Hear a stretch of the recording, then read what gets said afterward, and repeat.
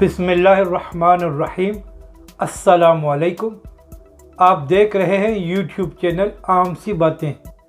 अफ़गानिस्तान से अमेरिका का सूरज ग़रूब हो चुका है।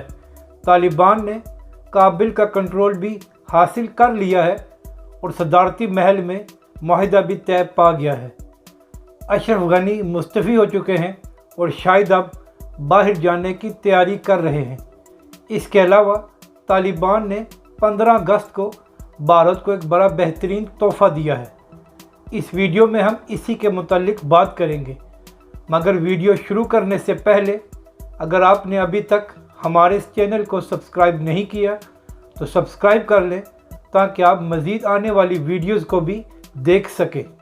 इस वक्त तालिबान ने 35 में से 24 सूबाई दारुल हुकूमतों पर कंट्रोल हासिल कर लिया है और इसमें वो शहर भी शामिल हैं जिसमें पहली बार जब तालिबान की हुकूमत थी अफ़गानिस्तान में तो तब भी उस पर कंट्रोल हासिल नहीं कर सके थे।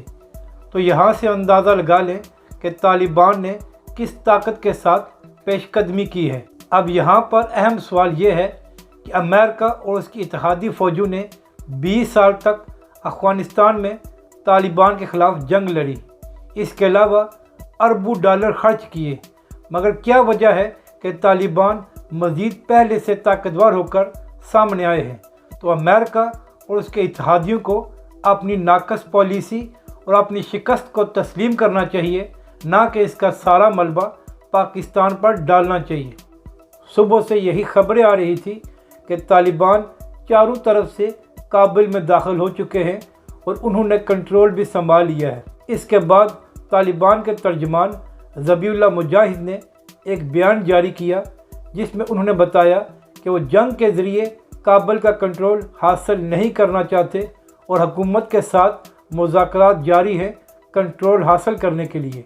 इसके अलावा ज़बीहुल्लाह मुजाहिद ने बयान दिया कि वो किसी से भी इंतकाम नहीं लेंगे, तमाम बैंक और तजारती इदारे खुले रहेंगे और जो लोग काबिल से बाहर जाना चाहते हैं उनको मुकम्मल सिक्योरिटी दी जाएगी। और जो तालिबान और हुकूमत के दरमियान मुज़ाकरात हुए हैं सदारती महल में, उसमें सालस का किरदार अब्दुल्ला ने अदा किया है और तालिबान की अबूरी हुकूमत के ज़रिए इक़्तिदार को पुरअमन तौर पर मुंतकिल किया जाएगा और अली अहमद जलाली नए सरबरा मुमकिना तौर पर हो सकते हैं।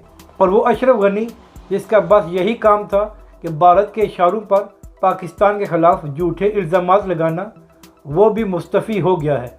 यानी कि 15 अगस्त को भारत को एक बड़ा सरप्राइज़ मिला है और उसकी वो अरबों डॉलर की सरमायाकारी जो उसने पाकिस्तान के ख़िलाफ़ अफ़गानिस्तान में की थी वो आज डूब गई है। तो इसलिए भारत को एक अच्छा तोहफ़ा मिला है उनके यौम आज़ादी पर।